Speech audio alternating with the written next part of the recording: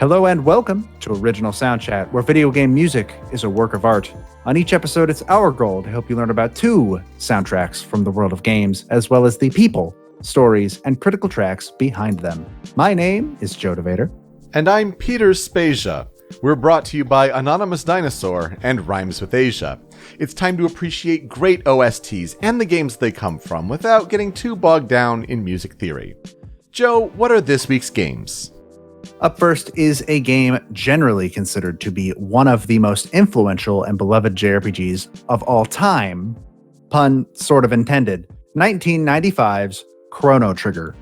Following that is 2015's Life is Strange, the French-developed coming-of-age tale of an American high school girl in the Pacific Northwest who discovers that she can hella rewind time. Yeah, hella. Yeah, hella. I think that's a perfect jumping off point to say the theme between the 2 games this week. It just works out. It's time travel, it's alternate realities, it's the butterfly effect, all sorts of things there. None of this planned, by the way, just so people know. These are just the 2 games we picked for our own various reasons. Various reasons being Life is Strange 2's episode 4 is out this week, so just trying to get people on the Life is Strange bandwagon before that eventually reaches its December conclusion. So kind of wanted to talk about, I actually could not wait to talk about Life is Strange, to be honest. But then for Chrono Trigger, it's tied to Tokyo RPG Factory's Oninaki? Yes, Tokyo RPG Factory was explicitly created to make more games in the vein of Chrono Trigger or the Mana series and stuff like that. So I figured this was an appropriate time to bring it up. Sure, and it just so happens that the theme is so easily tied together. So, Chrono Trigger. Let's talk about Chrono Trigger. Only, one of the greatest games of all time, one of the greatest soundtracks of all time. I'm sure the masses out there are like, they're finally talking about Chrono Trigger. Yes, it is a dauntless subject, to be sure. It is... Oh boy, it's a big one. Probably one of the biggest ones. So, Chrono Trigger was originally released for the Super Famicom on March 11th, 1995 in Japan, and then got an American release on the Super Nintendo on August 11th of 1995.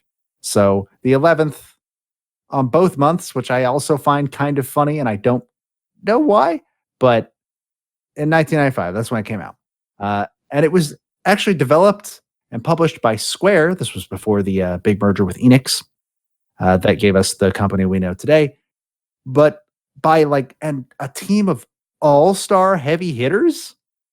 Look at this. It was directed by Takahashi Tokita, whose credits nowadays include Final Fantasy IV and Parasite Eve. Yasunori Kitase, whose credits include Final Fantasies 6, 7, 8, and 10. And Akihiko Matsui, whose credits include Final Fantasy 11 and 14, so he's the MMO guy now.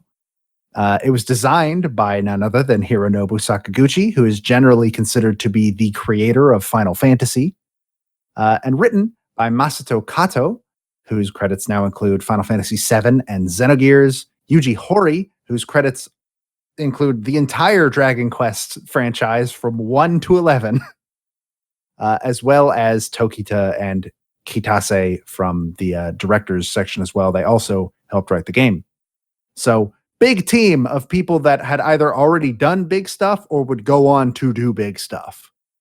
Chrono Trigger, for anybody that does not know, somehow, it is an RPG following a young man named Chrono, that is spelled without the H, Crono. Which I've always found so weird. Yeah, it's bizarre. Which there might be a reason for it. There's a potential reason for it later in my research, but we'll have to discuss that when we get there, I guess. I don't know. He wakes up one fateful morning to go to a fair that is meant to celebrate a victory in a battle many centuries ago, and there he meets a young woman. Now, here's where I ask, how do you pronounce that young woman's name? Marl. I also pronounce it Marl. I've heard it pronounced Marla. I've heard it pronounced Marley. And they're wrong. They are wrong. Marl makes the most sense. Well, apparently her name in Japanese is Maru. or Marl spelled out. So get this Marley stuff out of here. Mm-hmm. That E is just something we put there. So I will be referring to her as Marl, and nobody will stop me. So he meets a young woman named Marl, and after an accident involving the new invention of Chrono's friend Luca, an inventor that lives in the same village, Marl is flung into the past. And Chrono and Luca must rush into the past as well to save her from a I believe it's called like a grandfather paradox. Something like that, yeah. Where you do something in the past to make your own future impossible. And this sparks this giant time travel adventure from the distant past to the distant future to stop a world-ending event caused by an ancient entity known as Lavos. Throughout the game, you encounter a really great cast of characters, actually. Probably one of my favorite casts in any JRPG I've ever played, including the Cursed Knight Frog, the prehistoric cave woman Ayla, and Robo, the robot of the future. So this is the only game where you get a cave woman and a robot and a frog with a sword in your party. Name one other game that does that. Can't.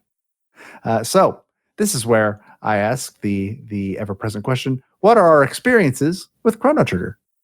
I played it, I beat it, but my first time playing it was about 4 years ago. It was right before I made a podcast in about February 2016 that you were on the team for. It was kind of like the precursor to this one in a way. It was called Tempo Control. We were talking about game soundtracks, our 10 favorite songs from that. We did like comedy bits, things like that. And Chrono Trigger was the first episode. So before that, like I played the game just then, and I played it on DS actually, which seemed to be a rather good choice. But yeah, I really enjoyed the game. I don't think it's up there in like my favorite games of all time, but it's one of the ones where it's like, yeah, it's an all-timer as far as games go, and certainly in the top 10 conversation for game soundtracks of all time. Oh yeah, absolutely. I played it a couple years before that. I played the SNES version specifically, and I loved it. I'm also kind of in the same boat, though, where I wouldn't count it among my favorite games of all time, but I cannot argue that it isn't one of the best games ever made and one of the best games I've ever played. It is just, its quality is unmistakable, and I think it holds up better than almost any other game from, like, because games don't age well most of the time. Right. We improve over the years, and some features age more poorly than others. Chrono Trigger is still just as good now as I imagine it was in 1995. Yeah, not just by, JRPG standards, but also like for newcomers to games, newcomers to JRPGs. You're right. Like it's one of the classics for that reason. Mm-hmm. So, how was Chrono Trigger made? Well, according to the people involved that call themselves the Dream Team, no relation to the Olympic 1992 team made up of NBA players. As far as we know, you don't know what Sakaguchi was up to in 1992. He hoops it up. According to the people involved, the idea came from Sakaguchi, Hori, and Akira Toriyama, who's the artist and writer behind Dragon Ball, who does the character designs for Dragon Quest and also for Chrono Trigger. They were obviously good friends. I imagine Sakaguchi and Hori being rivals at the time, because Final Fantasy and Dragon Quest were the two biggest JRPG franchises in the world. They, as a trio, went to America to go look into some of the strides in computer animation that we had made over the years, specifically in regards to what they could do with them in video games. And you can definitely see that a lot of studios were doing that at the time, especially during the SNES era, where you can see different types of graphics you didn't see before on the NES, because the Super Nintendo could do it, like Mode 7 and stuff like that. Oh, yeah. So a year later, they had decided they were going to do something that nobody had ever done before. They got themselves a producer. They got themselves a team of around 50, 60 people, and apparently spent 4 full days brainstorming the full concept of the game. And development officially began in 1993. The idea for the time travel mechanic or theme apparently came from an uncredited member of the team. And I salute this person. I don't know who they are. The only people that probably do know who they are the people that were in that room. But I hope they got a raise because they had the right idea. Except Masato Kato apparently did not really like this idea at first and rejected it because he felt like it would lead to repetitive and dull gameplay, which, boy, he could not have been further away from the truth on that one.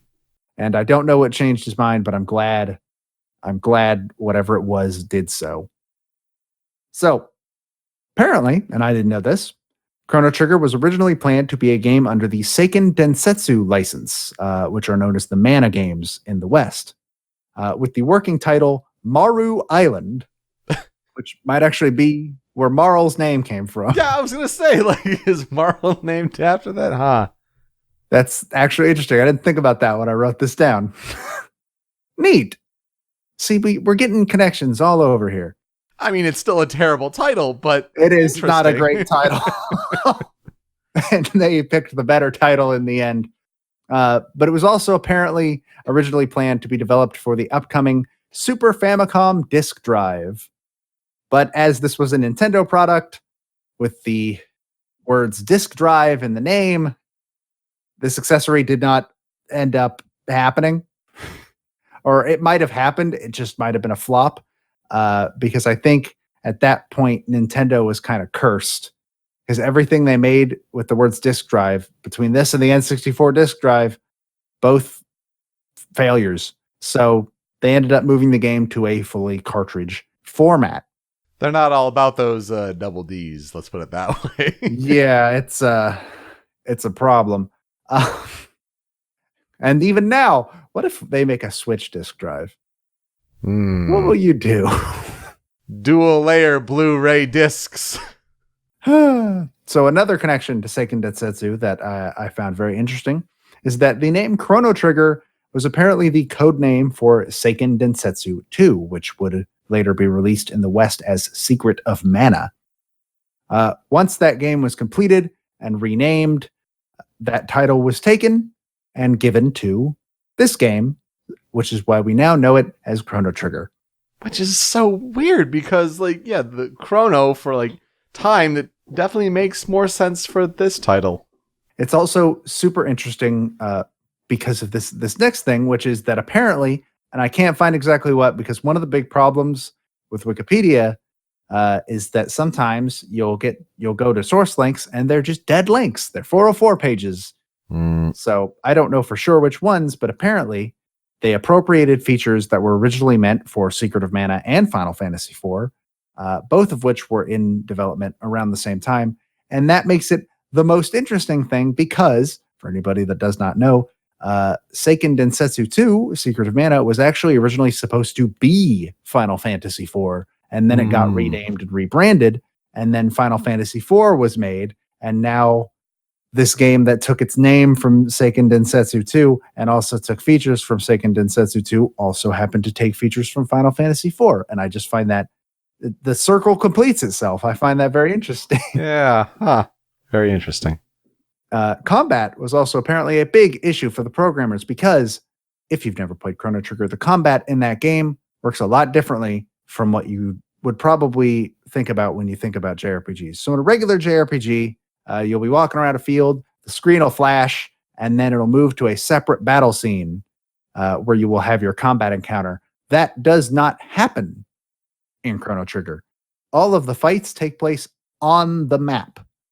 You run into an enemy. Sometimes more enemies will come in from off screen, but then you are in battle. There is no transition. You're just there. You're starting. So this turns out big memory hog.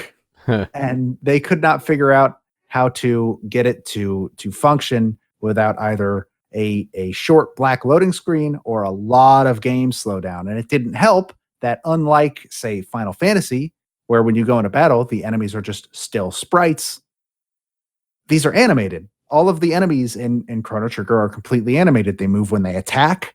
They move around the screen? Yeah, they move when they attack. They change positions. Their positions affect which enemies certain characters can and can't hit.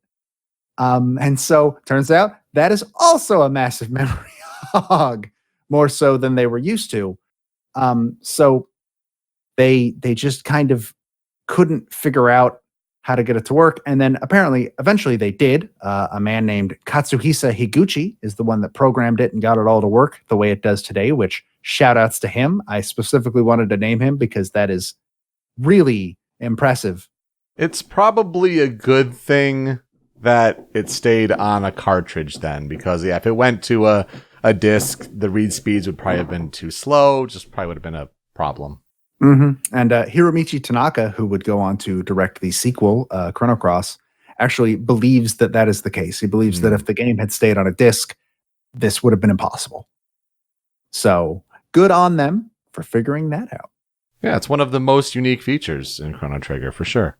Yeah, and it makes it a lot less frustrating when you get a random encounter while walking through a field, because the enemy was right there. You knew you were going to get in that fight. Speaking of programming, the time travel mechanics apparently made the game an absolute nightmare to debug, because every time period had a different version of every single location in the game, or at least most of them. Fixing a bug in one period would inevitably cause what they refer to as unintentional consequences in the same area in a different time period. Sounds just like the butterfly effect.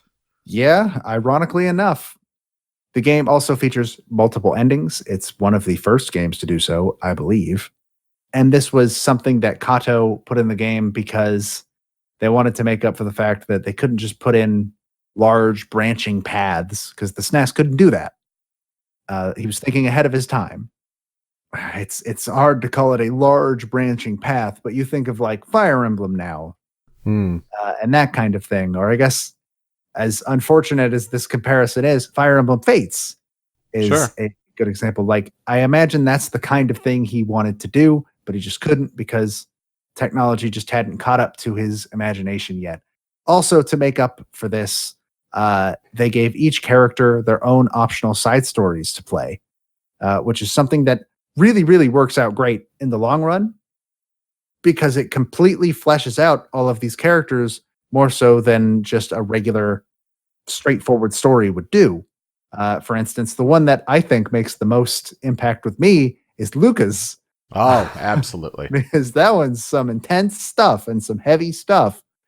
And did you fail that one your first time? Yeah, but I quit and then I played up to it again. It was a while since I had saved, but I'm not having it end like that. Yeah, it gets real dark if you fail that one. And so I like that one a lot. I don't have a huge memory of most of the others. I believe Ayla's is about going to like fight more reptites. Mm-hmm. That kind of thing fleshed out those characters so much, and it's just an amazing example of story writing. It's also a fantastic example of the importance of playtesting your games as much as possible and listening to your testers. During testing, players told the developers that the game was too hard, to which they responded, "No, it's not. It's really easy. What are you talking about? It's just right. It's the perfect difficulty." And it took a little while before they realized, oh, of course they think it's easy. They know all the answers. They made it. Mm-hmm. So the difficulty was tweaked, and that works out in the game's favor super hard, because it's one of the most balanced JRPGs difficulty-wise I've ever played in my entire life. There is no point in the game. I think the final boss is the only point where I felt like I had to go grind for a while. Ooh, yeah. And that's so good. Like, people like to point to old school JRPGs and be like, they were so much better because you had to work to get your victory. I don't like grinding. Yeah, they say like grinding's the point. Personally, I think grinding is a symbol of bad design. And like, those same people will turn around and say like, oh man, Chrono Trigger is one of the best games ever made. Why do you think it's one of the best games ever made, dude?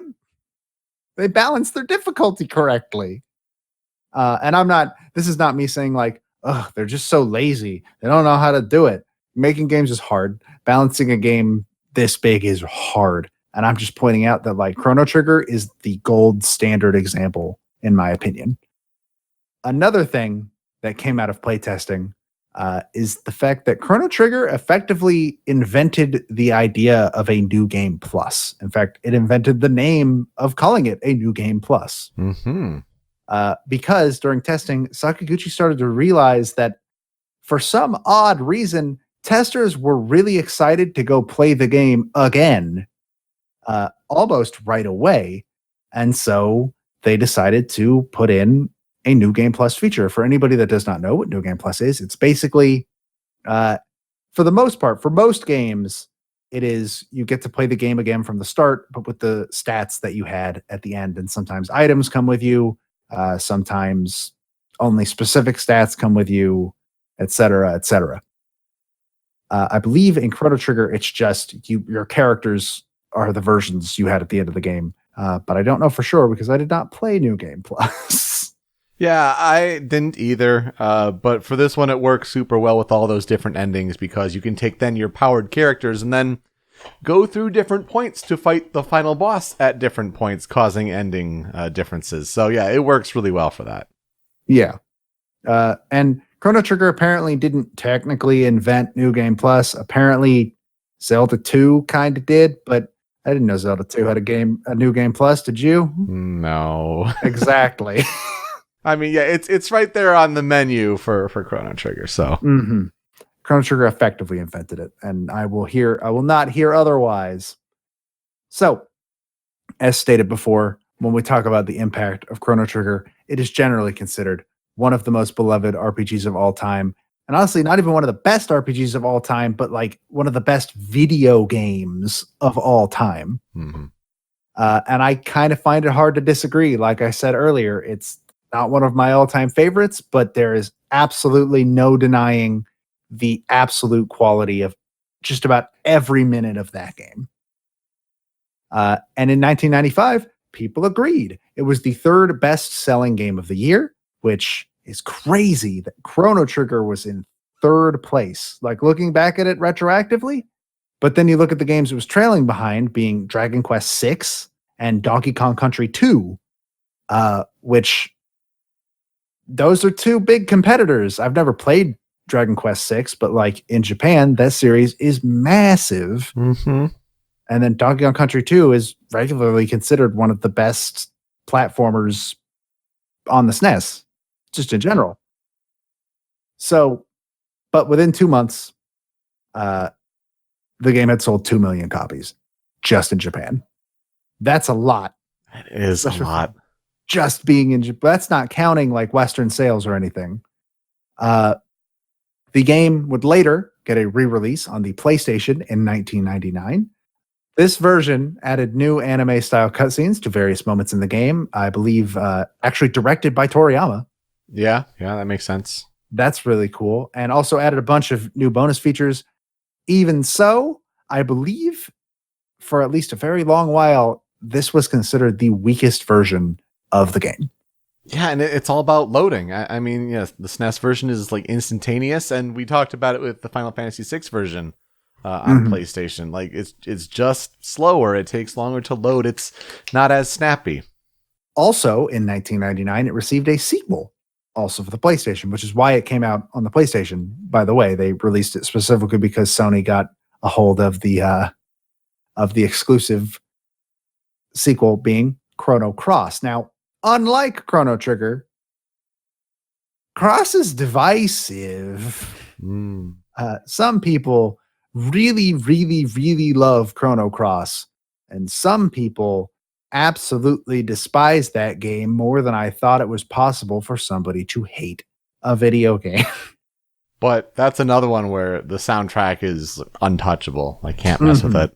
That's the one thing that there's a consensus on between those two groups is that the soundtrack is very good. And one day, maybe we'll talk about it, but that would have to be when we get to a point where we have to recycle composers because it's the same dude. A remake of Chrono Trigger also was released for the Nintendo DS in 2008. Yeah. It was attempting to mirror the SNES version more so than the PlayStation version. And it also, though, did add the bonus stuff from the PlayStation version and reworked it to fit a little bit better with the SNES aesthetic.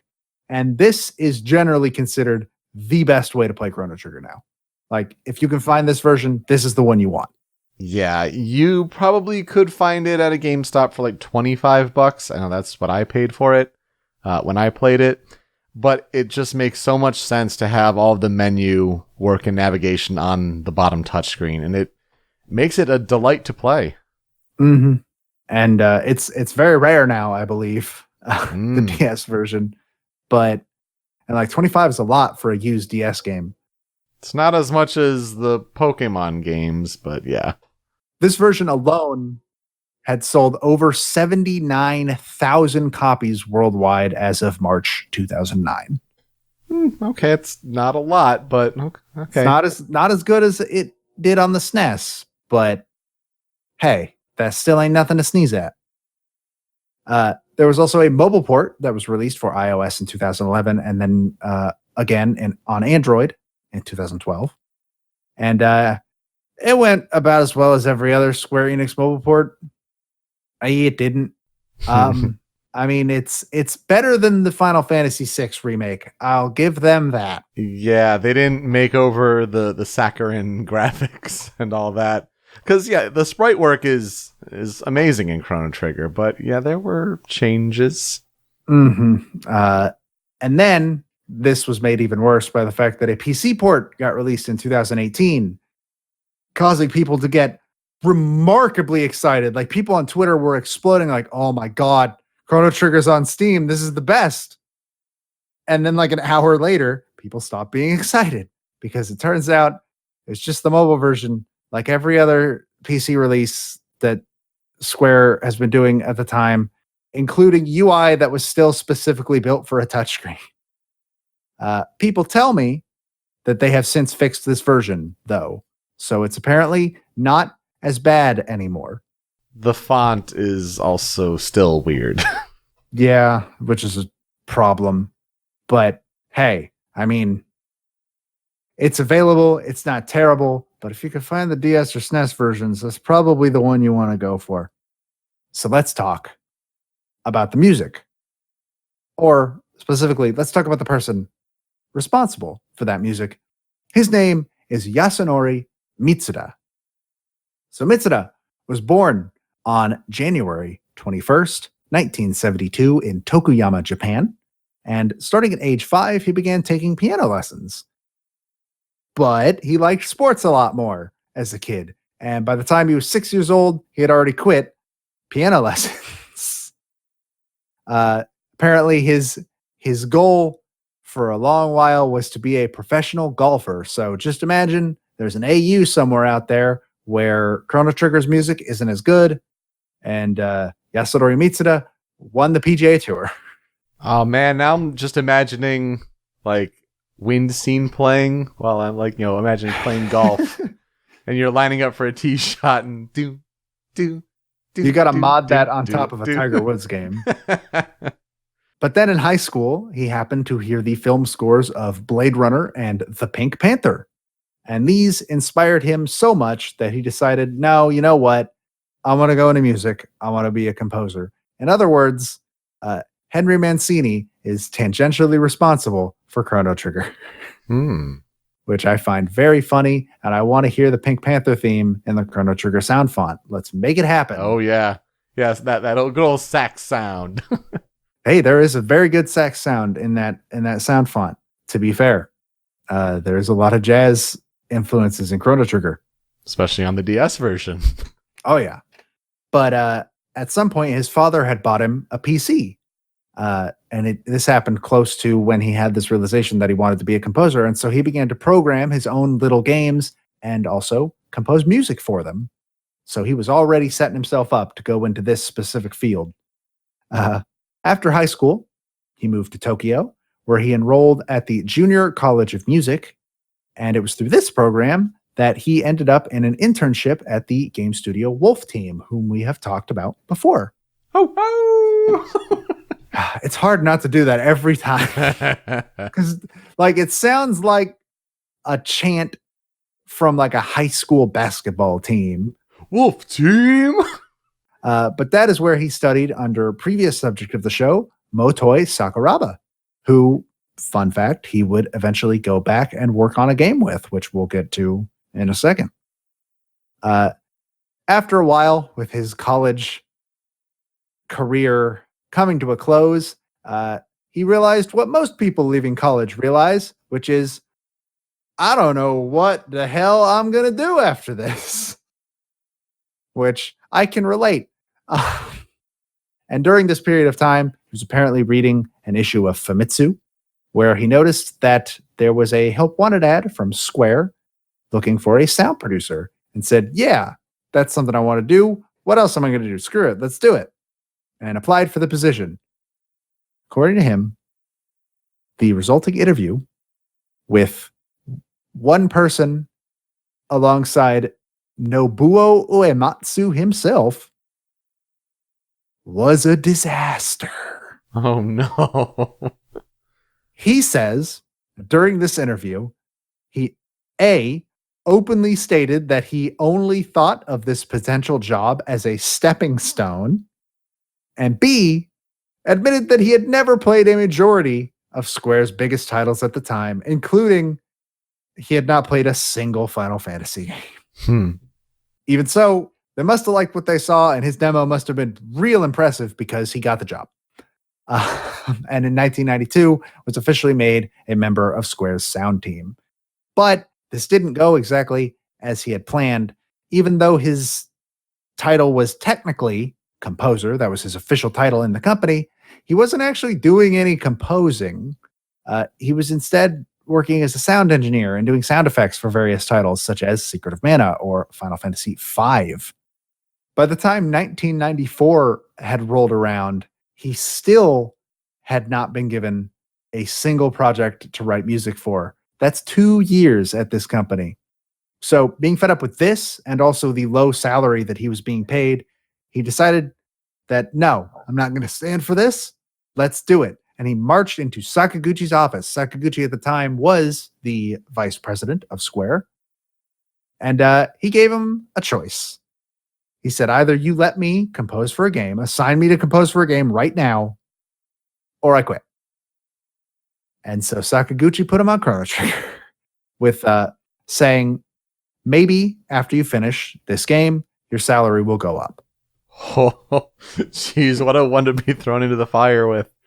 And obviously he took that to heart because Chrono Trigger was a massive launching point for this man. His success basically allowed him to make good on his stepping stone comment years later, because in 1998, he left Square Enix and has been doing freelance work ever since on both games and anime. The most notable anime I found on his list was Black Butler, which I have to mention because a few of our friends are fans of Black Butler. Ironically, maybe. I don't actually know if it's ironic or genuine. One day I'll ask. That's not today. But other games he had worked on since Chrono Trigger were Xenogears, Mario Party, the original Mario Party, which I did not know that Mario Party and Chrono Trigger were scored by the same man. That's weird to know. Mm-hmm. He would come back to Square Enix in 1999 to do the soundtrack for Chrono Cross. He did the soundtrack for Luminous Arc, Arc Rise Fantasia, composed the ending theme for Xenoblade Chronicles called Beyond the Sky. In Kid Icarus Uprising, where that's the game I mentioned, he worked on alongside Sakuraba. He did the song's opening Chapter 1 and Boss Battle 1, two of which were featured in our episode on that game. One of which was, I believe, opening was a cutting room floor track on your end, and Boss Battle 1 was one of the Critical 5. He was the lead composer for Xenoblade Chronicles 2. And poof, that's another soundtrack, man. That one's awesome. He did the music for Final Fantasy 15 Episode Ignis, the DLC for that game. And he is the main composer for the Inazuma 11 franchise, which is a series of soccer RPGs. He also does the music for the animes based on that franchise. And whenever a composer has done music for one of the Smash games, we like to highlight that as well. So in Brawl, he did the remixes of Versus Marks from Kirby and World Map from Pikmin 2. And in Smash Brothers for Wii U and 3DS, he did Forest/Nature Area from Kirby and the remix of the Mii Channel music. So, some fun facts that I found about the soundtrack of Chrono Trigger itself.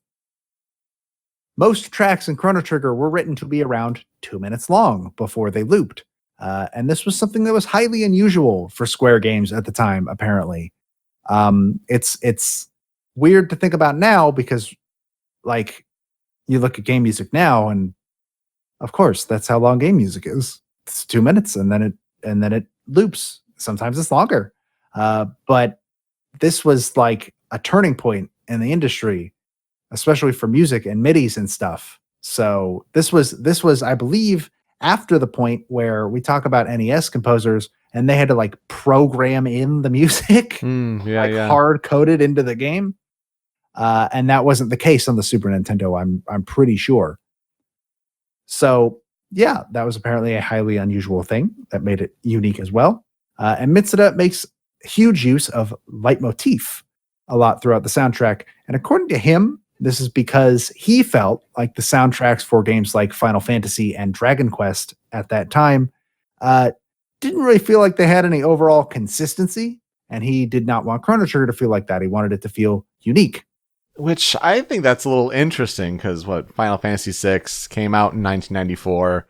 Probably was hard at work on the Chrono Trigger soundtrack at that point. But for all the characters in Final Fantasy VI and all of their themes and the leitmotifs used there, maybe he was just referencing past work. So just a big transformative time for Square Enix music at the time. Yeah. And then at one point during development, the saddest story of all, Mitsuda experienced hard drive failure. No. Which resulted in him losing around 40 tracks worth of in-progress work. Oh, gosh. Apparently, some of those tracks were later recovered and made it into the DS version. Unfortunately, this is another instance where the source for this information was a dead link on Wikipedia. But I don't know which songs those would be. And apparently the songs that people regularly attribute to being those songs are incorrect. According to him, there was this interview with a guy where he's like, so let's talk about the songs that were the ones that you lost back in the day that made it back into the DS version. And then he named 4 songs, and every single one brought a response of, this one wasn't me. This isn't it. And then he didn't mention which ones were it. So that's unfortunate, but I found that very funny. Mitsuda apparently had a habit of working himself to death, basically. Like working himself so hard that he would start developing extreme health problems. And an example of that happening during Chrono Trigger is that near the end of development, he began to develop stomach ulcers from the stress and overwork of working on the game, which caused him to have to step away from development. And they brought in Nobuo Uematsu himself to come in and finish it up. He composed 10 tracks for the game, including the now infamous meme song, Burn Bobanga. Which, what a classic. If you've never heard it, it's a very good song, even outside of its meme status, to be fair.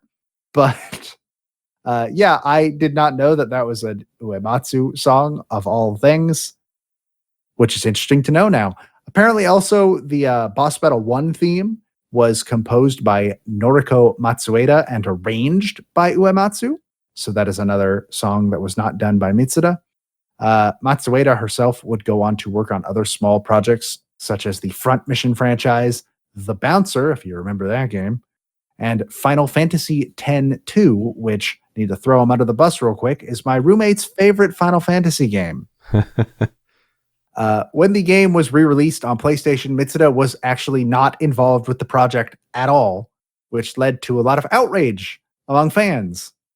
Most fans believe that there is something off about the instrumentation on the port, and also claim that the new tracks composed by Tsuyoshi Sekito, who I could not actually find any other big projects that he was involved in, they felt like those songs didn't fit in with the rest of the soundtrack.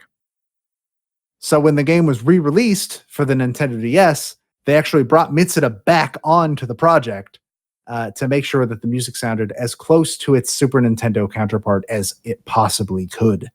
And Mitsuda was actually worried about how younger players would react to this, because in his mind, they were going to expect something that sounded more orchestrated. But eventually decided that no, keeping it close to what it was is what the fans want. So we're gonna do that. A quote from Mitsuda, this would have been in 2008, because it is a quote included in a booklet that was included among the special edition of the DS version, that also came with an orchestrated soundtrack, just a disc that had a bunch of symphonic versions of the songs. Quote, "I feel that the way we interact with music has changed greatly in the last 13 years, even for me. For better or for worse, I think it would be extremely difficult to create something as powerful as I did 13 years ago today. But instead, all that I have learned in these past 13 years allows me to compose something much more intricate. To be perfectly honest, I find it so hard to believe that songs from 13 years ago are loved this much. Keeping these feelings in mind, I hope to continue composing songs which are powerful and yet intricate." So he had a lot of pride for the soundtrack, though it kind of sounds like he was like, "I don't really think it's that big of a deal, guys. Like, what are you doing?" And everybody, like, we're sitting here like, "No, man, it's one of the best video game soundtracks anybody's ever written. You got to give yourself some credit." And it was so hard to narrow a list down. Oh, this was the hardest list. I think this is the hardest time I've had creating a list ever. We were like having an existential crisis. I was like, all right, here are my 5. It's missing this major one and this major one and this major one. And like, I only get 7. And then you get up to 2. And otherwise we'd be here all day. This is not a long enough list to fully like point out every amazing song on this soundtrack. We would literally be here all day. So we did what we could. So if you're worried about something being missing, so are we. But let's get into those 5 critical tracks. And to be honest, I can't think of a better one to start than the battle theme.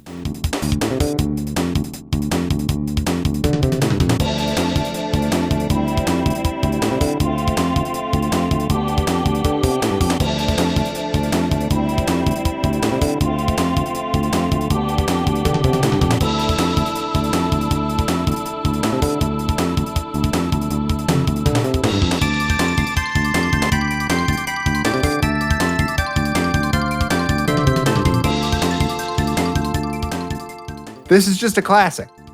This is one of my favorite battle themes of any JRPG. It's great. That bass line, man. It's so catchy. It's got such a good groove to it.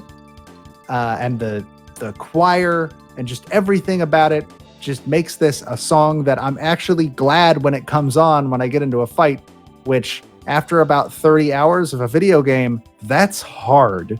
Mm-hmm. Yeah, going ham on that organ for sure. And yeah, it really just shows the transition so well. Like, if that feature were not implemented, I don't think this song hits as hard. But it's the drum fill right into the bass for the transition perfectly on the same map and you're right into it. It complements it perfectly. Yeah, it's so good. After that, we have what I consider to be one of the most iconic character themes in the history of JRPGs, Frog's theme.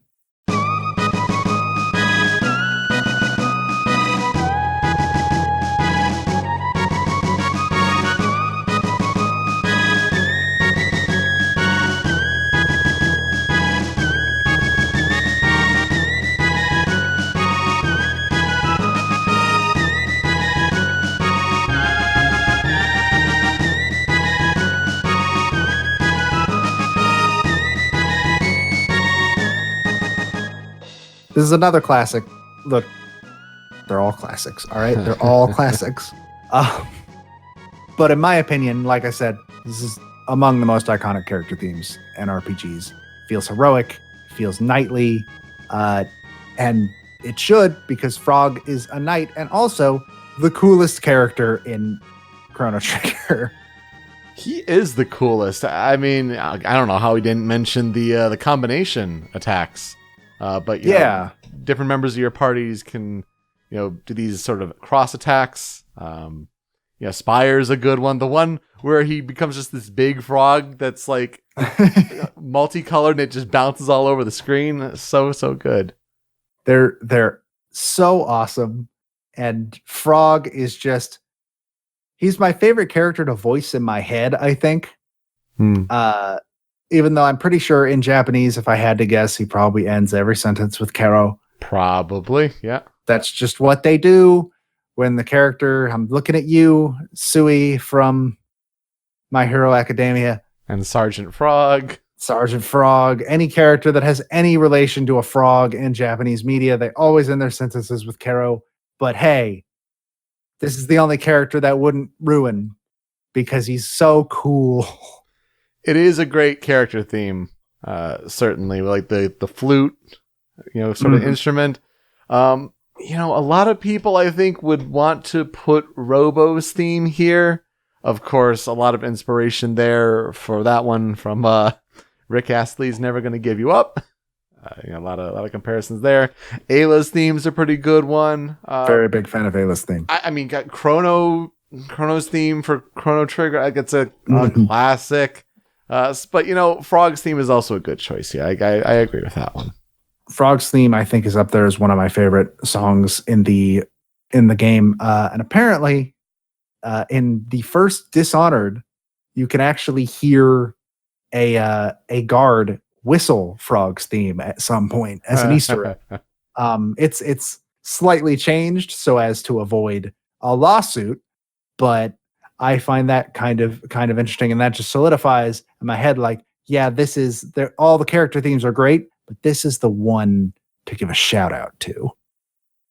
After that, we have Shala's theme.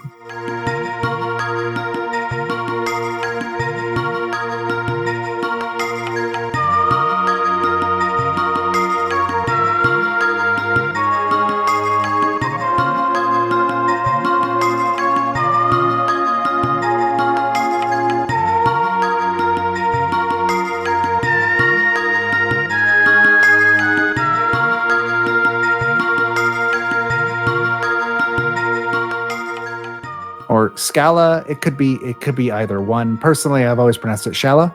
Yeah, I've always thought Scala, but I've also seen like Sarah.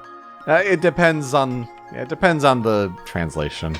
But I prefer Shala personally. This is my favorite song in the game. Just the bells, the use of stereo audio, which you hear a lot on this soundtrack actually. Just the way the bells like move between your ears, it's so good. This is one of those songs where I have a dream YouTube channel that if I had a mountain of disposable income, I would go found this channel today. I don't, sadly. But one thing I want to do is I want to do like hire musicians to do live renditions of video game music, specifically stuff like from the MIDI era. And this is like number one on my list Sure. of songs I'd love to do. Like, imagine this song with like a hand chime choir. Mhm. Oh, be so good. They'd get really bored very quickly, but it would be so good. And just also the way it ties into T'Challa's story. She is the princess of the kingdom of Zeal, which her mother has been driven mad by the influence of Lavos, and they're currently building a machine that is going to awaken Lavos and cause the end of the world. And Shala is desperately working to try and stop her own mother. And it's just, she's such a tragic character. She's such a sad character. And this theme fits her so well. Yeah, it's definitely a somber one. And you're right, like the hand chimes, ding, ding, ding, ding, ding, ding, ding. It would just be perfect. Very good choice for this list. Be gorgeous. It'll be a gorgeous, gorgeous song. Our next song is probably my second favorite song on the soundtrack, World Revolution.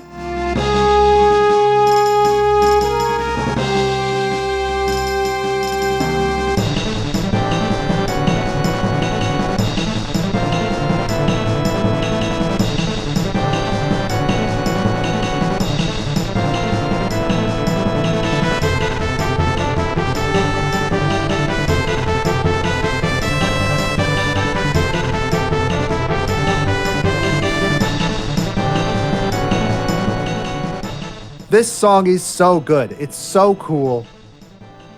This is the music for the final boss's first phase. And the second phase is all right. It's a good song, but it got nothing on this song. Also, it's called World Revolution. How's it? That's the coolest name for a song I've ever heard, for a final boss theme, especially I've ever heard. And the way that like sinister organ just gets cut through by those really, really triumphant horns, and you've got that intense percussion. And first time I heard this song, I was so hyped and ready to fight Lavos. It's so cool.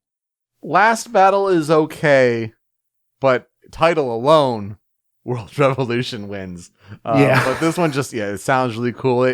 It goes through waves throughout the battle, absolutely, from the organs to the trumpets. It's fantastic. I'd put it easily in a top 5 on this soundtrack.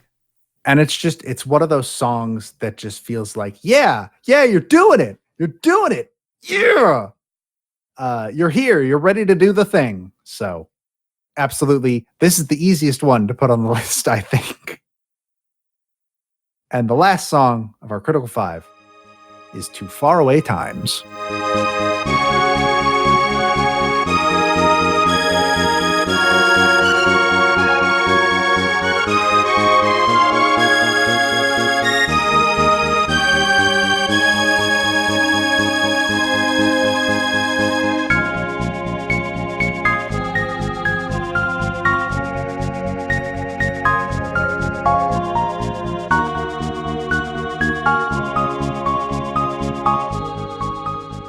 This is the credits song of Chrono Trigger, and in general, it's just a really nice piece.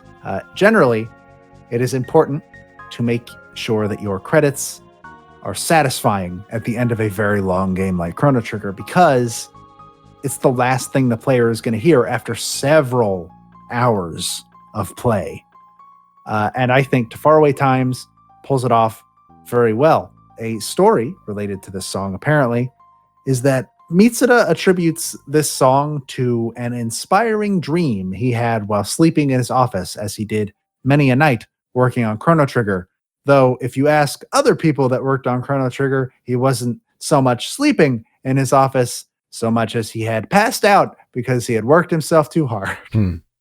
So that's interesting. And apparently, after his stomach ulcers had removed him from working on the game, he did eventually return to Square Enix to watch the ending scene of the game before it released. And apparently this experience brought him to tears because he was so happy with what they had made and what they had put together.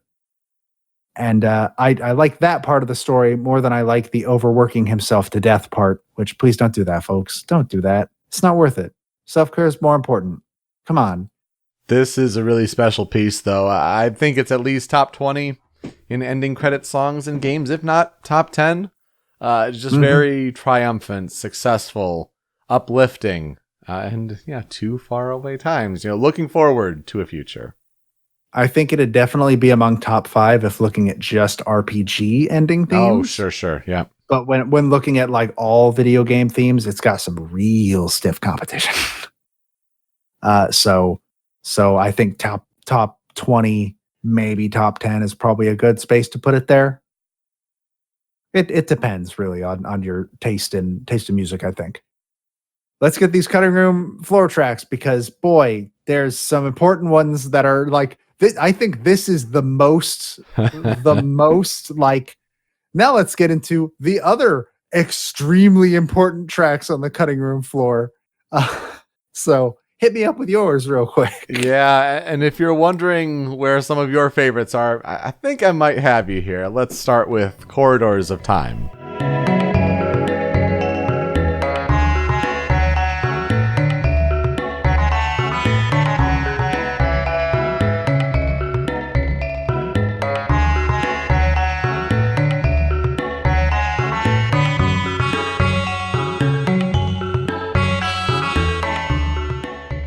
This would be my favorite piece on the whole soundtrack. I think it's perfect for one of these long looping videos that just kind of puts you at ease. And I think there's even like a Kotaku article recently that was talking about just the wholesomeness of the comments on an 11-hour loop of this song from Chrono Trigger and just how good the comments are.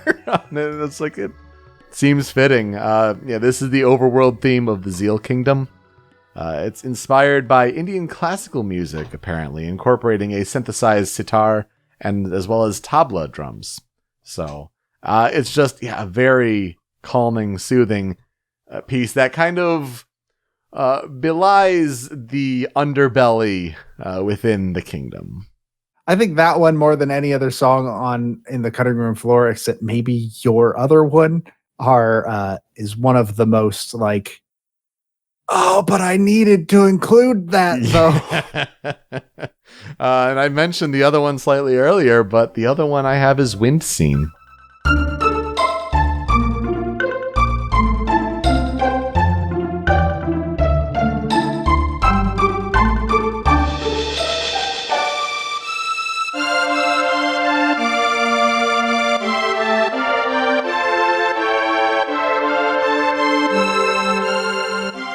I want to say I read a study recently where over in Japan, like they picked this song out as like one of the most important or one of their most favorite video game tracks of all time. So like it's up there when we're talking about like orchestrations, live orchestral versions of Chrono Trigger. Like a lot of people point at this one and say like, yeah, this is what I think of when I think of Chrono Trigger. This is the overworld theme of 600 AD. So this is the first time period, because the game starts in 1000 AD, but when Marl gets thrown back in time, the group goes back to 600 AD, and there's this to accompany you on the overworld there. It's Frog's true time, so it makes for a particularly important time. But yeah, it's this simplistic piece overall. You got the plucking strings, you got the simulated orchestra, but it's just one of these legendary tunes on the soundtrack. For me, we have Guardia Millennial Fair.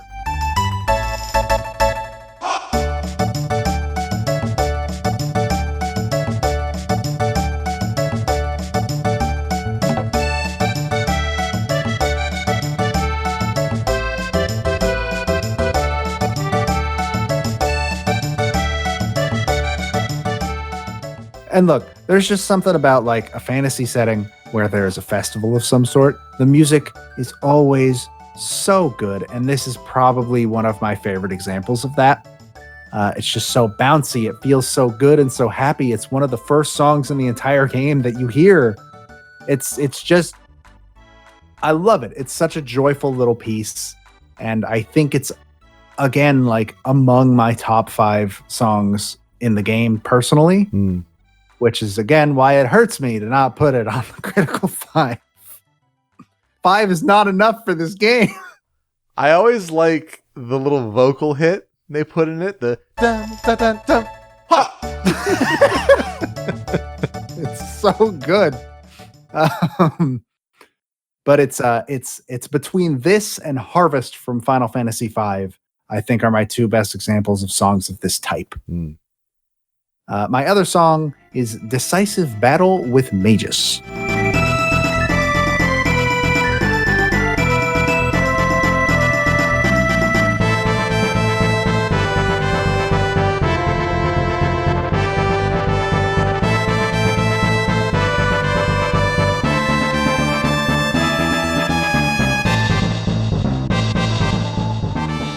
This is one of the more memorable boss fights in the game, with one of the most intense boss themes in the game. I think this is probably the best boss fight in the game, and it's my favorite boss fight theme, at least. Well, it's my second favorite boss fight theme, because how am I supposed to not rank it below World Revolution? Come on. Right. Side note, Magus is one of the most interesting characters in the game. Oh, yeah. What with his backstory and like who he actually is, and the fact that he is like one of the first examples that I can think of. There's probably a previous one, and I'm going to get yelled at for this, but he's one of the most memorable examples, at least, of a party member that at a certain point in the story, you have the option to kill him or have him join your party.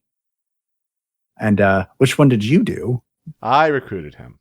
I also recruited him because I think that Frog as a human looks wrong, but also because Magus is cool. So what will I never forget about Chrono Trigger? And I think, honestly, I didn't think I'd like it. I don't like a lot of old JRPGs. I don't like the way a lot of them are designed. I am not a huge fan of just a lot of things about old JRPGs, Square JRPGs specifically, I just was not a huge fan of. So when I started Chrono Trigger for the first time, I expected to play it for a couple hours and be like, yeah, I'm just not digging this. And that didn't happen.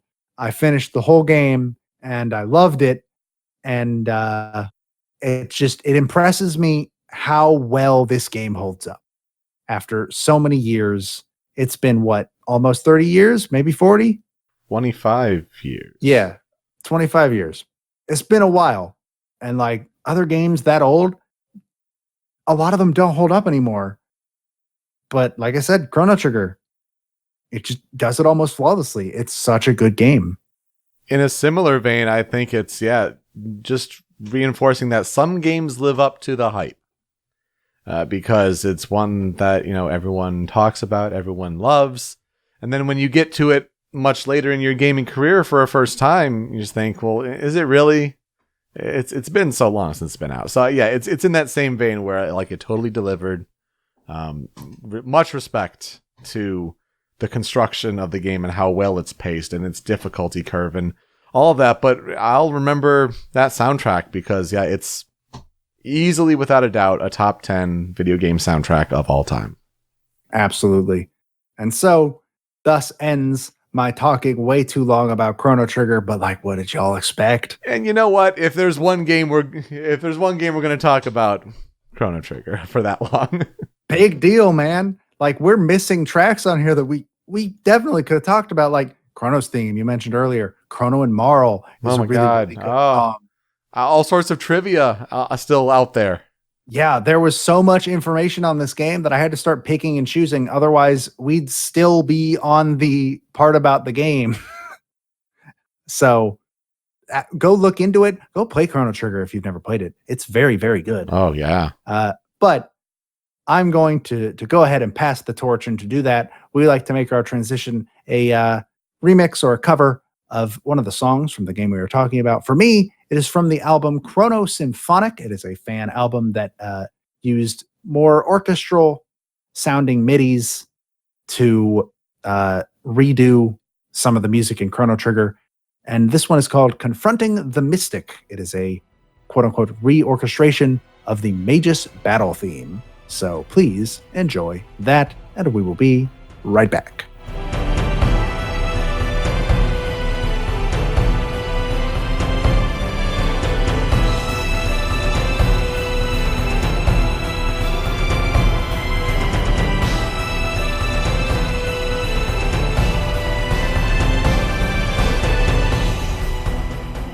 To all of you American girls and boys and just people all around the world, I would like to talk about Life is Strange. Now, I think it's very important to note that, it's been 4 years since this game came out. I think it's important to note that there will be spoilers when we get to the Critical 5 tracks. Hella spoilers, one might say. Hella spoilers. So we'll save it until we get there, but in a game that is full of cliffhangers and difficult choices, we gotta talk about them, especially when music moments tie up to those points in the game. So, Life is Strange was released episodically, over 5 episodes, with the first being released on January 30th, 2015, and episode 5 came out on October 20th, 2015. So yeah, about over 10 months, which is pretty good.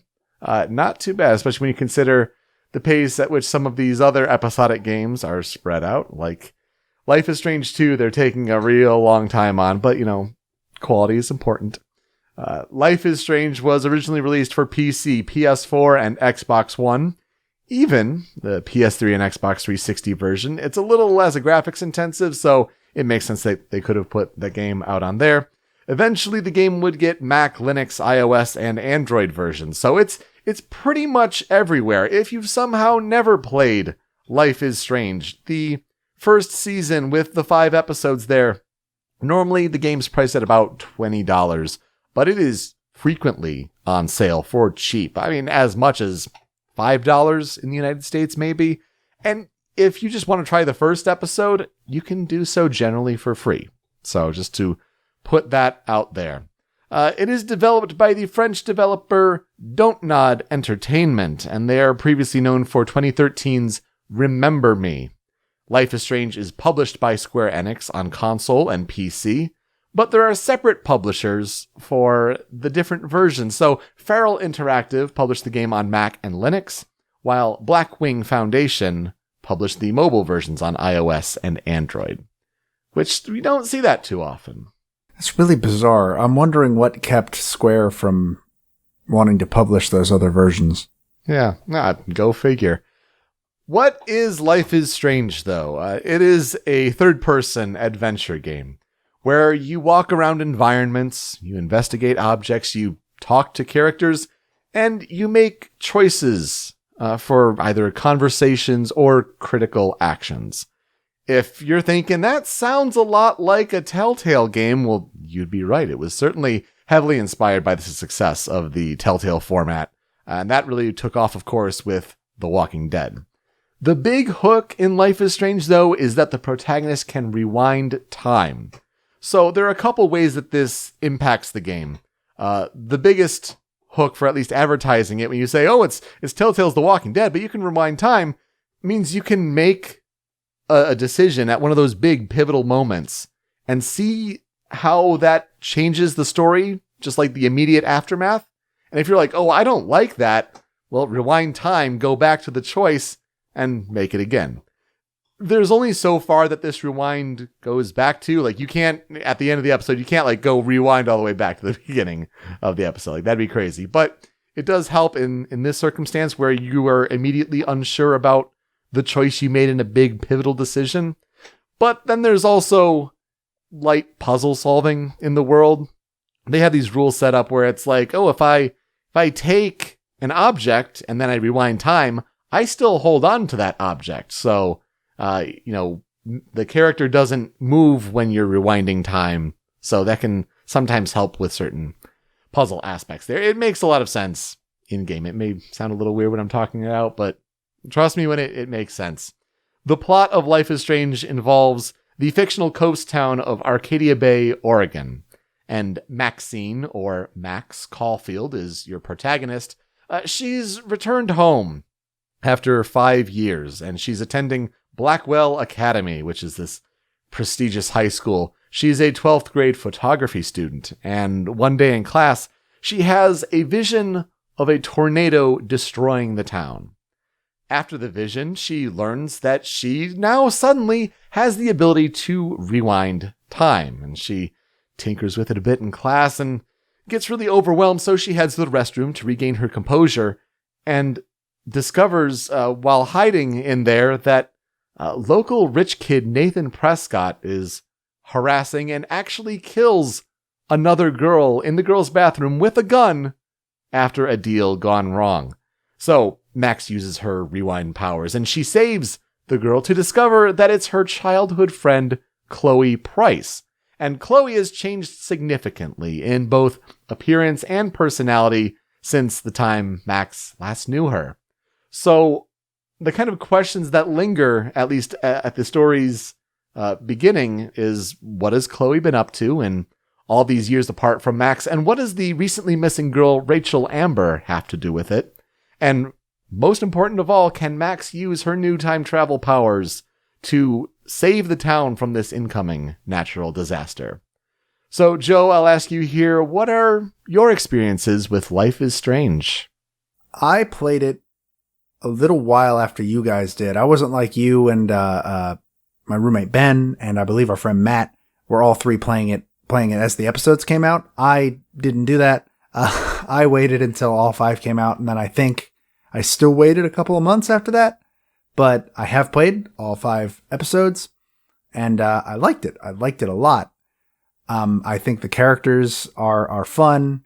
I do like the time rewind feature, and some of the moments really left an impact on me. I haven't played any of the later games in the series yet, but I hope to eventually. Yeah, it's quite the series. And for me, yeah, you mentioned, like, I was right there, as the episodes came out. It was one that I kind of pegged early, like seeing the original trailer for the game and be like, oh, well, I like these Telltale games and I like what they're doing with this. So, like, it was something I identified really early on that, like, yeah, I think I'm going to like this game. And yeah, it turns out, like, this is my second favorite game of 2015, like right behind Metal Gear Solid 5, The Phantom Pain. But I'm really glad that, like, I kind of pegged this one and noted that, like, I'm going to really like this. And it turns out when you know your own gaming tastes, you can kind of get a good handle on things there. So yeah, love this series. I've played through everything so far, all the other games, and I still think this season holds up the best. So development on Life is Strange, it started in April 2013. And this was a couple months before the launch of that previously mentioned game, Remember Me. Now, Remember Me was published by Capcom, you may remember. There was Nylon, the memory hunter. There was some wonky Arkham-like combat in the game. The game didn't do so well. Boy, didn't it. Yeah, so Remember Me, if you don't remember the title, ironically enough, that's probably why. And so Dontnod was in danger of going bankrupt until Square Enix stepped in and they funded their next IP, which would be Life is Strange. Oddly enough, though, in that meeting with Dontnod and Square Enix, Dontnod pitched Square with a much larger game pitch, and Square Enix turned them down. But it was this one for Life is Strange that Square Enix kind of jumped onto. Apparently, other publishers at the time wanted to make changes to this pitch for Life is Strange, asking Dontnod to make changes like, oh, we want a male lead. And they're like, that's not really what we want. But Square Enix allowed Dontnod to follow through with their vision. You always hear those stories about how, like, The Last of Us, and like, well, could we take Ellie off the cover or like put Joel front and center? It's like, the game's about, what is wrong with you people? Yeah, I mean, that's a sign of the times and a sign of how far we've come since then. Apparently, Life is Strange was originally codenamed as What If, but this was changed to avoid confusion with the film of the same name. If you're living in Europe and you're like, oh yeah, there was a film called What If, wasn't there? In the United States, it was apparently actually known as The F Word. It was a film from 2013. It starred Daniel Radcliffe. But French developers don't nod. It was the concerns were a little more localized there. Life is Strange was announced on August 11th, 2014. And so it would only come out with its first episode several months later. Now, the whole rewind time aspect was actually kind of borrowing one of the most interesting elements of Remember Me and kind of bringing it forward. So Remember Me had this feature, this aspect called the Memory Remix, where there were only certain moments in Remember Me where a scene would play out and the player could stop, rewind the scene, look at it from different vantage points, highlight certain things to investigate, and change aspects of the scene to change the ultimate outcome. It was the one unique thing that game did right. And so what they wanted to do with Life is Strange is bring that rewind time concept to the whole game, whether it was in, these decisions or for the puzzle solving. Just give you that freedom. And of course, at certain times, you don't have that freedom, but that's, all story related. And of course, bringing these time travel effects into the game amplifies the importance of the butterfly effect. The idea where one slight change in the present could have deep ramifications on future events. So that certainly plays a big role in Life is Strange. Now, the episodic format was certainly inspired by Telltale's success. It was a first for Don't Nod, and it was a first for Square Enix. And of course, there are a lot of challenges in having all of these choices and consequences, especially when you throw time travel into the mix. But the game was influenced by titles like Gone Home and Heavy Rain, which is interesting with that French adventure game connection. I was also pleased to discover that the people at Don't Nod also cited the Danganronpa games. Must have come out just before release and while they were developing, but they noted Danganronpa for its balance of gameplay and story. So kudos. I was pleased to see that, certainly. Absolutely bizarre to hear, actually, to be perfectly honest. Yeah, there's no pink blood in Life is Strange. Go figure. The team wanted a Sundance indie movie feel to the game. Instead of this, AAA Hollywood blockbuster, they were kind of pegging keywords of nostalgia and intimacy. They found those feelings to be very important. And they thought the perspective of a teenager would be very interesting to play because it's a time where your choices matter the most. And it's what will define you as an adult. So they chose a coming-of-age tale of an American teen in high school. And they picked the Pacific Northwest and they did a whole bunch of locations shooting and tried to recreate that style and just going in it with the idea of what would you choose in these situations if you had full control over the decisions, if you could rewind time and change things if you did not like the outcomes. Life is Strange has this visual style to it that looks hand-drawn. It's like slightly cel-shaded, slightly real, kind of a style to it. But they chose this because they said it allows the players to kind of fill in the gaps with their own memories and nostalgia of high school times. But they did want to use a realistic lighting system. And not just as a means to properly expose the characters' faces, they wanted the lighting to be like a character, where it's an element that's part of the picture or the environment, that certain shots the light will bleed through in a realistic way. So I think they succeeded certainly with that. I mean, certain shots, like the lighting is just absolutely gorgeous. But because it's an American high school story, they did not take the initial David Cage route of casting actors all around the world and say, we probably should cast American actors. Who would have thought? What a landmark concept. Which added some difficulties, certainly, because Don't Nod being in France, they attended these casting and recording sessions remotely through Skype. So a 10 a.m. to 6 p.m. day in Los Angeles meant a 7 p.m. to 3 a.m. day in France. And certainly they wanted to be there. They were committed. I think they really drew out really good performances. When you note the two primary characters in the game of Max Caulfield and Chloe Price, they cast Hannah Tell for the role of Max. And she was known at the time for small roles in iCarly, Days of Our Lives, and the video game Murdered Soul Suspect. So I think she did a great job as this kind of meek but growing stronger kind of character, great protagonist.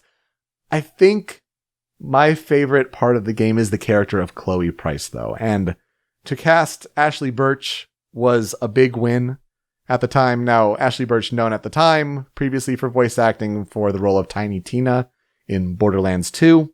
But in a video documentary, the people at Don't Nod specifically noted Ashley Birch's role of creating and acting and performing in her video series, Hey Ash, What You Playin'? I watched that a lot. Yeah, that's a game trailer staple from back in the day, certainly. But, I mean, since then, her voice acting career has only taken off, including roles such as Aloy in Horizon Zero Dawn, and even some anime roles with Sasha Browse in Attack on Titan. She's also Rey in Persona Q. Yes, she is. Yeah, and a Laura Bailey stand-in when that can't happen. She's super talented, and whenever you just see scenes with Chloe Price, like the acting seems so genuine, and it's such a breath of fresh air. It's just fantastic. The game overall, when it was reviewed, Life is Strange's first season got a Metacritic of 85 on PS4 and Xbox One, and 83 on PC and iOS. Some of the points of praise were the character development and the time travel elements, though some of the points against it were the lip syncing, some not great moments, and also the dated slang. So when we reference hella, I do note that the game was written in French first, localized as best it could in English, but the one thing everyone was saying, on early impressions of the game was like, it's older French dudes trying to write about, American high school teenage girls. And it's like, yeah, fair enough. To be fair, my sister does say hella a lot. It has become more popular in the last several years, I noticed. I think it's expanded beyond San Francisco, probably up the Pacific coast. And if it's reached the middle of the country, you go figure.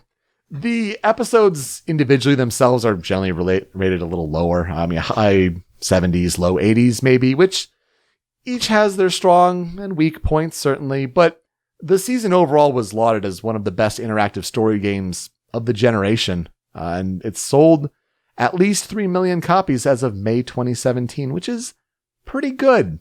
It won quite a few awards. Not as much as it could have in a year with The Witcher 3 Wild Hunt and in a year with Metal Gear Solid 5 The Phantom Pain. But at the Game Awards in 2015, it won Games for Impact, while it was nominated for Best Narrative and Best Performance for Ashley Birch as Chloe Price. At the BAFTAs, it won Best Story with 4 other nominations. It won the Audience Award at the GDC Awards. And at the DICE Awards, it was nominated for Outstanding Achievement in Game Direction, Outstanding Achievement in Character for Max Caulfield, and Adventure Game of the Year. So some good nominations there. The legacy of Life is Strange has an interesting wrinkle to it when I was looking it up. Apparently a digital series was announced in July 2016 for it being based on Life is Strange. And the rights have since transferred on to Hulu. And I can't say I've heard of anything since then on a planned Hulu series for Life is Strange, so we'll see if that happens. But as Joe mentioned earlier, there were game sequels with 2017's prequel, Life is Strange Before the Storm. This is a really important one to play, I think, if you really like the first season. It's, playing as Chloe Price, as the protagonist, kind of exploring her friendship and relationship with Rachel Amber, who is missing in the base Season 1 Life is Strange game. Just a really good series to play. Even get the Farewell DLC episode if it's not included. That one's super important to tie everything together. And that one is also interesting to note because that was one of the casualties, so to speak, of the video game voice acting strike. So the role of Chloe Price in particular, Ashley Birch doesn't return because of the acting strike. I think the replacement actress does a really, really good job, all things considered, to fill in the shoes. But that game is generally seen Before the Storm as, Deck 9 developed it. It's not Don't Nod. they could have just, made a simple cash grab, but that game is so much better than it could have been. I remember people being very, very worried when it was announced that it was not Don't Nod. Mm-hmm. And then I've heard very good things about it since. So yeah, I absolutely really enjoyed it. I think it's a perfect compliment to this first season. In 2018 at E3, there was the announcement of The Awesome Adventures of Captain Spirit, which was this free game that said, it's probably going to tie into a future Life is Strange sequel, which was shortly thereafter announced. Life is Strange 2, first released at the end of 2018 in September. Now, Life is Strange 2 is set in the same overall universe, but it's a very different story. You have brothers Sean and Daniel Diaz. You play the role as Sean, who's as a teenager, and Daniel's your younger brother. Daniel has the supernatural powers, and so he's this emotional time bomb in a way, and so you have to be a good older brother and raise him right so that he doesn't cause all this chaos and destruction. I like it, as someone with a younger brother. I like that, but I still feel like so far the first Life is Strange season really delivers in a lot of great ways. But as I mentioned before, episode 4 of Life is Strange 2 out this week. So get into that if you're really interested in diving into this series. Eventually I'll get to them.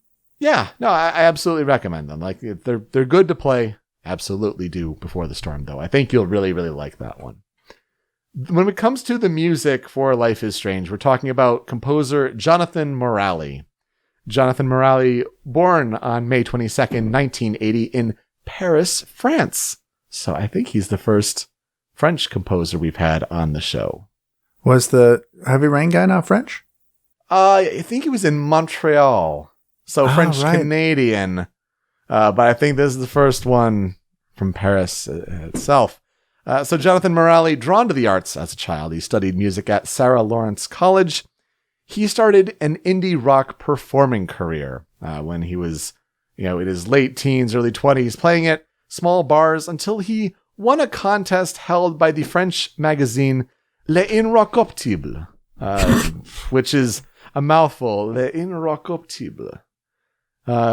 And he eventually signed a recording contract with Third Side Records. So he won a contest where he submitted a song and it got him a record deal. He normally considers himself to be very shy, extremely shy.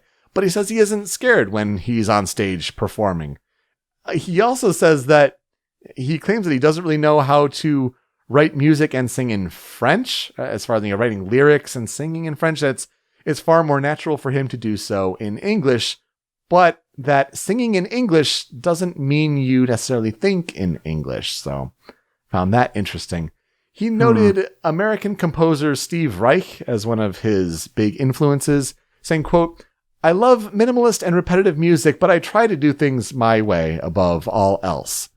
He is a gamer, so he cites The Legend of Zelda and Shadow of the Colossus as game soundtrack inspirations. Jonathan Morali, though, goes by the pseudonym of Sid Matters, which is also the name of the 5-piece indie rock band or folk band that he is the frontman for. So when you see music in Life is Strange from Sid Matters, who is that? No, that's Jonathan Morali. And Life is Strange was his first video game project. So when it comes to the discography, Life is Strange and Life is Strange 2 are his video games he's composed for. He's also composed for some films like Mobius and Long Way North. But as Jonathan Morali, Sid Matters, he's released music albums such as A Whisper and a Sigh from 2003, Someday We Will Foresee Obstacles in 2006, Ghost Days in 2008, and Brother Ocean in 2011. Some background fun facts about the Life is Strange soundtrack. It's because Don't Nod is a French company. They stated that they wanted to work with a French artist and thus enter Jonathan Morali. Morali was first contacted by Don't Nod regarding use of a couple Sid Matters songs, but then there was a mutual interest in working further. And since Jonathan played and understood games as a medium, he was certainly interested in composing a score as well. So Life is Strange and its soundtrack is unique in a way because there is a score to the game that, Jonathan Morali, composed and performs with guitar and, this light ethereal music. But then the critical moments of the episodes really rely on licensed tracks from other bands. And so these licensed music choices are really actually well thought out. And even to the point where Don't Nod points out that at certain points, like, they really help describe the characters and the choices they would make. For example, what's playing in their stereo? What Chloe listens to on her stereo would be different than what Max listens to. And so you can kind of extrapolate different choices about their character from that. But Jonathan Morali points out that, while he's had this indie rock career, the field of video games is just so much more expansive than what he could have ever accomplished with his French music career. He said, quote, "If there is even 10% of the Life is Strange gamers who are interested in my music, it is already more than all the public I have known previously." That's sad thought. It shows the power of games as a medium, and I'm more than thrilled to present Jonathan Morali, Sid Meier's music for certain tracks here on the Critical 5. And we'll start with the one real standout, I think, from the game's score itself. We're talking about Max and Chloe.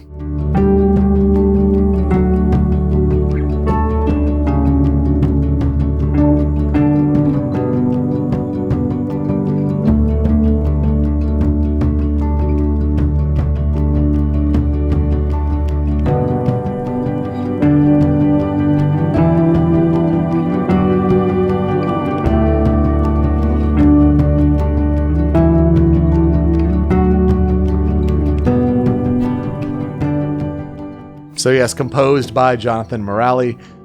I really think it's the one from the score we have to point out. It plays throughout the game.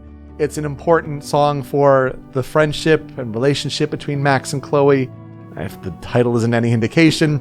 But it's most commonly used in the end credits for each episode. And so when you're kind of left shell-shocked by the cliffhangers that each episode goes on, like, there's this song to comfort you. It's this beautiful acoustic guitar piece. You have some light drum and vocal support, but yeah, it's all about that relationship between the two characters. And you could listen to the song and it can bring up either really positive or just painful memories of the game and what the characters mean to you. And I think there's great power in that. It's one where on YouTube, attached to this song, a lot of people in the comments just reflecting on what Life is Strange means to them. I had forgotten that it was the credit theme of the episodes. But now that I think about it, yes, it absolutely was. And yeah, I can't think of another song off the actual score itself. Granted, I haven't listened a lot to it, but this one I think I've heard at least a couple of times outside of the game. And yeah, it's a very nice little acoustic piece. And we're both big fans of acoustic. We like acoustic stuff. Absolutely. So you're going to get a similar feel throughout most of the score, but like for the melody here, like this one really stands out. I'd like to highlight different, the licensed songs here, because I think those are what really stand out for the moments, the different feelings that the game provides. And so for number 2, here's a Sid Meier's song, To All of You. To all of you, American girls in the movies, no one can tell where your heart is. American girls like dollies, with shiny smiles and plastic bodies. I wish I had an American. This one I remember quite clearly. Oh yeah, so many of these ones have just deep ties to scenes, to moments. And so this one's off of Sid Meier's 2006 album, Someday We Will Foresee Obstacles. I think the single was released in 2005. This was the opening song to episode 1, where Max puts on her headphones and she's walking through the halls of Blackwell Academy for the first time. So you're kind of getting a sense of the layout of the school. You're seeing your different classmates and their little cliques here and there. It really sets the stage well for just the kind of world you're about to step into. The lyrics kind of romanticize the American lifestyle, highlights the role of the American girl in pop culture. How, the singer, Jonathan Morali, and as a quote, I wish I had an American girlfriend, coming from a French perspective, and how these American girls are painted to be so idealistic.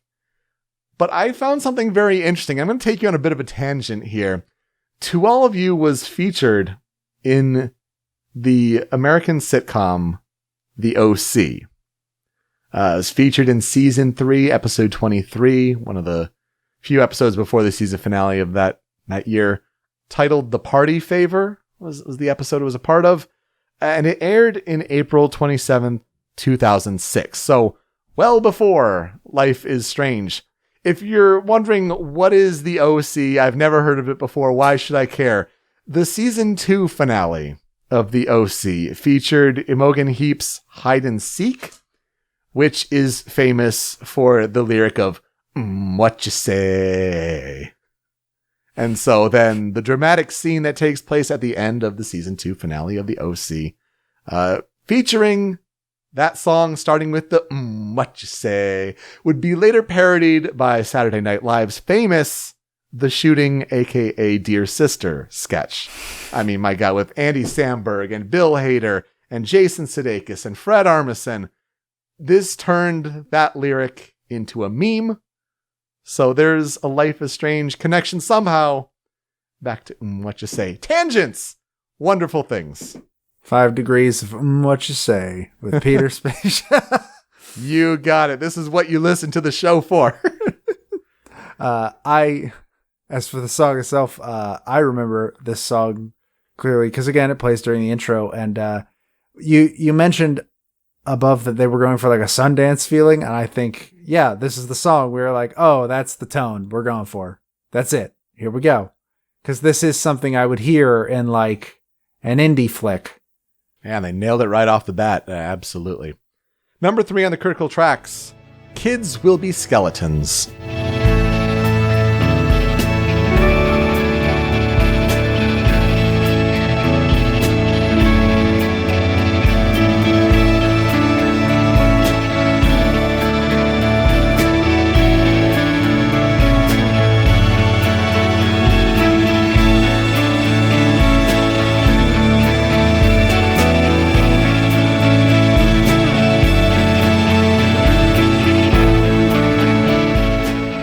This is performed by Mogwai off of the 2013 soundtrack that they composed for the French TV show Le Revenant, or The Returned in the UK. This plays at the end of episode 3 in the biggest goddamn cliffhanger of an ending where, again, spoilers. We're talking about spoilers here in the critical track, so get out now. The cliffhanger ending of episode 3, where Max goes to an alternate reality, an alternate timeline, after looking into a photograph and jumping to that timeline that the photograph was taken in. Quite a power. She goes to the Price household, where she finds Chloe's dad, William, alive instead of killed. And Chloe is in a wheelchair. And my God, what a reveal. Just one of the bigger bombshells I've ever come across in games. And I gotta point out, Joe, your roommate Ben's reaction to this moment. Speaking of, I know she's been dying to see you. Hold on. Oh, God. Oh, God, don't do Chloe, this. you have a visitor. Oh, don't fucking do this to me.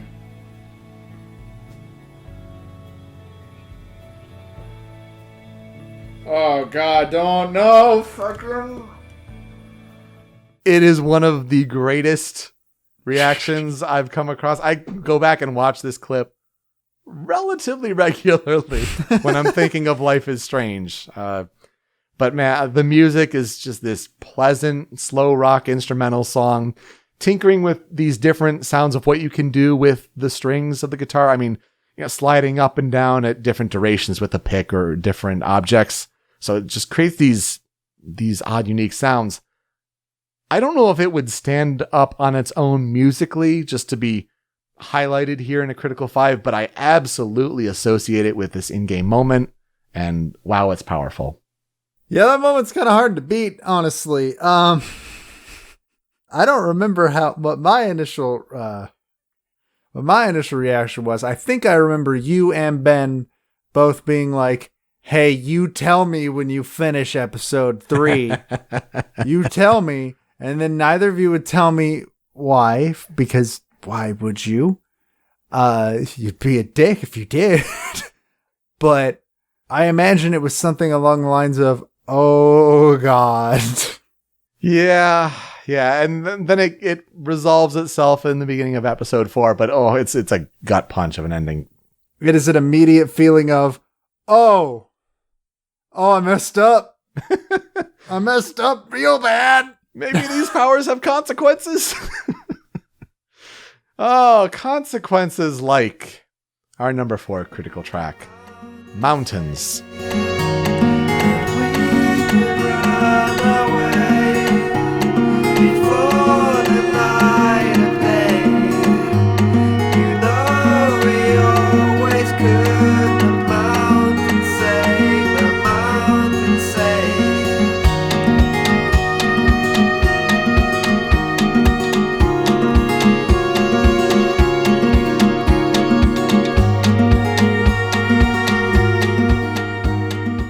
This one is performed by Message to Bears, which is off of their 2012 album Folding Leaves. Now this plays in episode 4, when Max and Chloe realize the fate of Rachel Amber. And it leads them to the junkyard that they hang out at to discover that Rachel Amber really is dead and she's buried there. And it's such a gut-wrenching scene because, I mean, Rachel Amber was everything to Chloe after her best friend Max had to leave. And to have Rachel be in this situation and what happened to her, honestly, is awful. But then I learned that the official music video for this song from Message to Bears features a woman digging up something buried in the earth with a shovel with her hands. Like, god damn. Like, they picked it specifically for that, and it's amazing. I mean, the song has, acoustic guitar, has some violin, a clapping like percussion song. It's a pretty simplistic song, but it hits you with this moment like a ton of bricks. So I don't remember this one as clearly as the 2 scenes that we've just finished talking about, but I do have vague memories of it, and I do remember it being hell of a scene. Like, hearing it brings back more, like, mental images of the scene. Yeah. So, and a more acoustic guitar. It's all over the place here. All over the place. But I mean, just kudos to Ashley Birch for that performance. Like, she's so great throughout the whole game, but like really delivered the emotional chops here. Absolutely. Last on the Critical 5 here, Obstacles.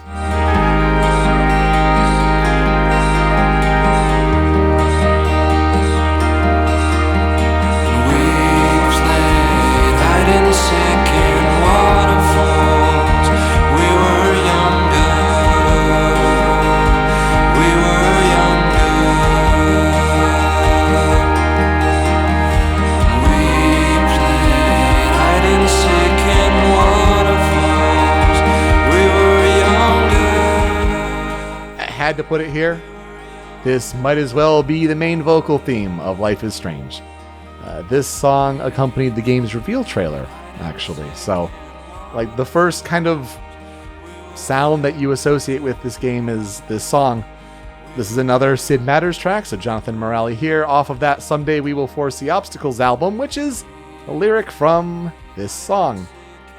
So this plays at a couple moments because it's such an important track in Life is Strange. It plays at the end of episode 1, so kind of leading you on that cliffhanger where, you know, telling Chloe about your powers and no, the tornado's real, it's coming, so prepare yourself.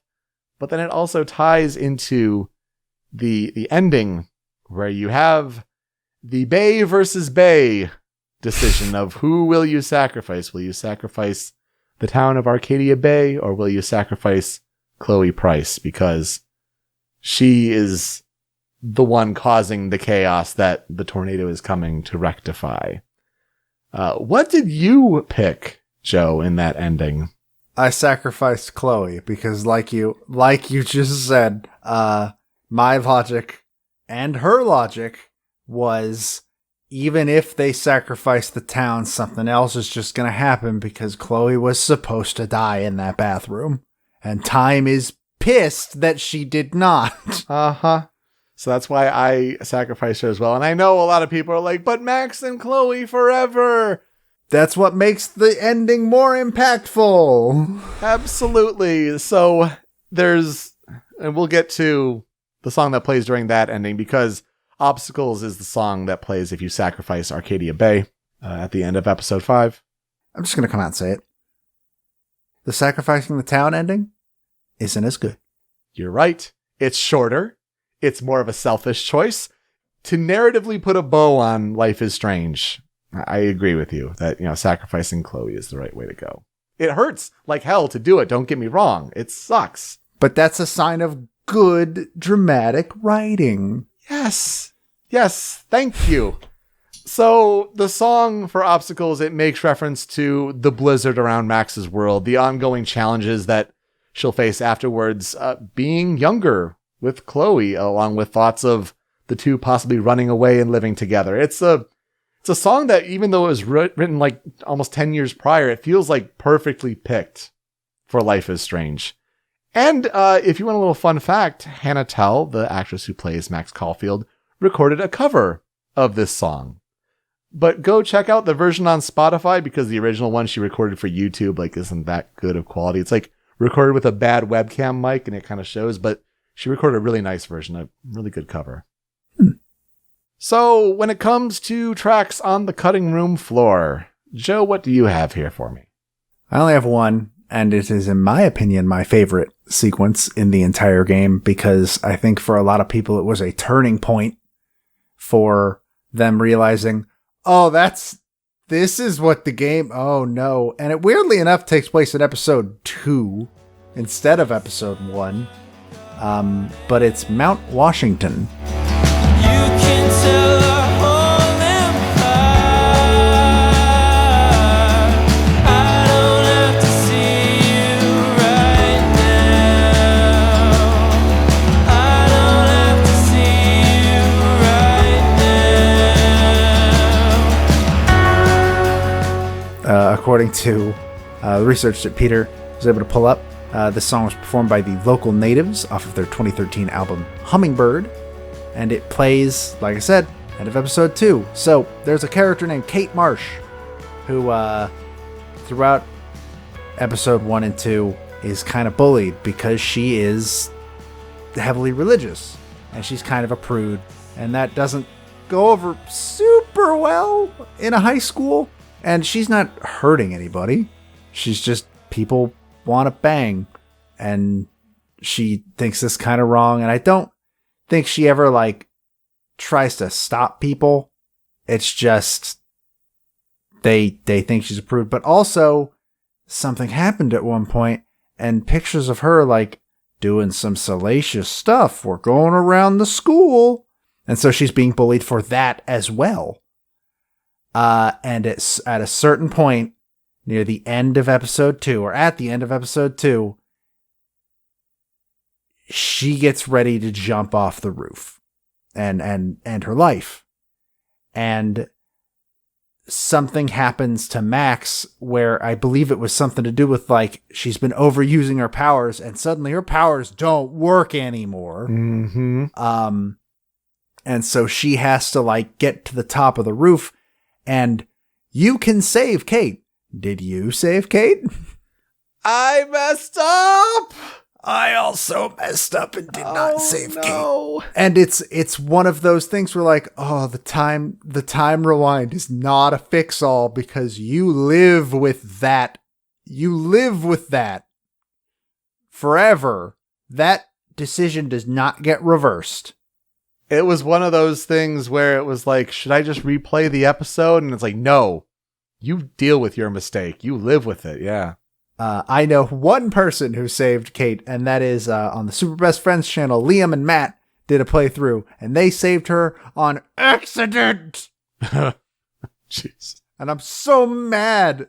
But yes, you can save her, and then you'll get more scenes with her later on in the game, or she'll jump off the building and die, and you can't do anything about it. And this song plays in the montage that follows that, and it's just, this has always been the song that I remember the most. Out of all of Life is Strange, this is the one that has stuck with me throughout this whole time.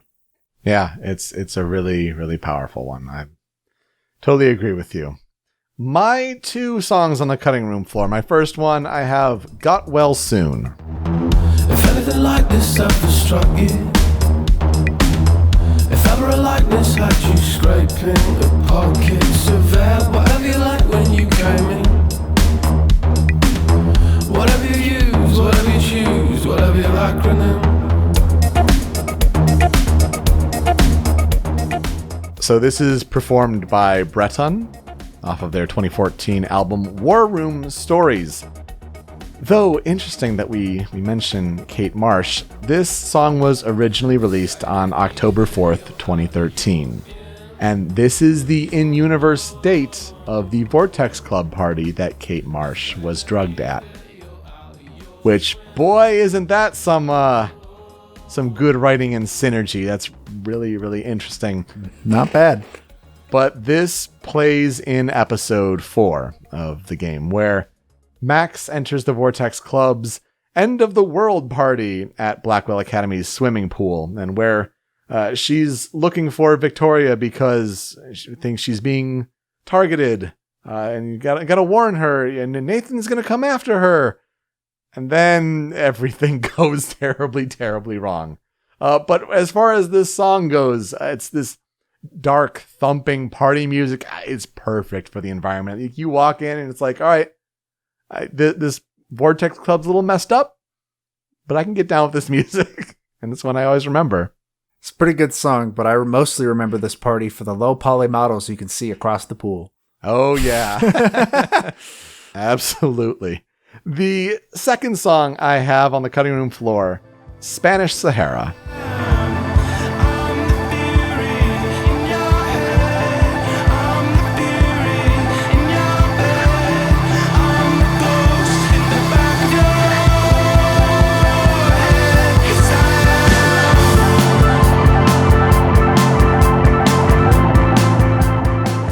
So this one is performed by Foals off of their 2010 album Total Life Forever. And as you mentioned, this is what plays during the Sacrifice Chloe ending at the end of episode 5. So according to the singer Yanis Philippakis, when talking about the idea of the Spanish Sahara, he says, quote, "It's more of an imaginary place that's something that's quite nightmarish and ravaged. It's like a film cell of some desolate landscape. The whole song in a way is like getting over a trauma that you see there. But the trauma doesn't go away, and it multiplies from one into a bunch of Furies at the end, which is to do with the Greek myth of the Furies, which would haunt families and generations." So yeah, this song starts really slowly after you've made this heartbreaking decision to go back to that bathroom scene and let it play out and without interfering. But eventually the song builds confidence, much like, Max is distraught, but she'll eventually move on from it, but you're going to carry that weight. That decision's always going to linger with her. And it's what we talked about with this ending. It's just so powerful, and the scene goes on much longer than the Sacrifice Arcadia Bay ending because it's more poignant. And it's the correct ending. Absolutely. So what will I never forget about Life is Strange? I go back to the whole idea of trusting your gut about games you think you'll like. I'm still really proud of myself for knowing that that's a game I want to play and following it all the way through and being there on launch day for each of the episodes and following it and loving it. It's very interesting. I find that my game was like I picked it up thinking I wouldn't like it. And yours is I picked it up despite not really knowing much about it because it looked like something I'd dig, and it turns out I was right. Absolutely. But really, Chloe Price is the best part of this game. So, I mean, thank you to everyone involved, but certainly to Ashley Birch. I mean, what a performance, what a character, what a role. And yeah, love this game. I'm roughly the same, but it's just the various moments. I think this game knew how to end a section, at least, or how to end an episode, though, to be honest, I don't think I remember how episode 1 ends. Yeah, it's really just, they're on the bench at the top of the lighthouse, Chloe learning that Max has these abilities, and it's like, I'm having another vision, my nose is bleeding, like the tornado is real, like something's coming, we got to do something. It wasn't the strongest ending, but it was trying to like an overarching hook to try to get players to play the rest of the episodes. But oh my god, episode 2, episode 3, episode 4, like all of those like ended in such great ways. And oh my, like who saw episode 4's ending coming? Like if you say you did, like, okay, kudos, but not many did. Holy cow. So I think that's what I'll remember the most is its various enders for its episodes. Yeah, absolutely. So a great week of time travel, of alternate realities, of the butterfly effect and all the choices therein. Not intended to pair these games together, but I'm really glad we did. So that will do it for this episode of Original Soundchat. You can find me on Twitter at Pete Speakeasy. Joe is over at The Dobaga. The video version of the podcast is over on the Rhymes with Asia YouTube channel, also at rhymeswithasia.com, but it's that MP3 podcast version you want. Over on Anonymous Dinosaur at anondino.squarespace.com. Get it on podcast services all around the globe, Apple Podcasts, Google Play. Bring it with you in your car, on a run, at work. Listen to great soundtracks, great conversations about those soundtracks, and hey, we won't tell your boss. It's okay. You can follow us on social media at Soundchat OST for feedback and how we're doing with these episodes, but also suggestions on what we should cover and what we should play. Joe, what's going to be on this Spotify playlist getting updated? Anything this week? So the score for Life is Strange is not on Spotify, but a lot of the licensed music is. In fact, almost all of it. Okay. So that will be the addition. But unfortunately, 0 Chrono Trigger. Square Enix, you made such a big deal about putting everything on Spotify. Boo.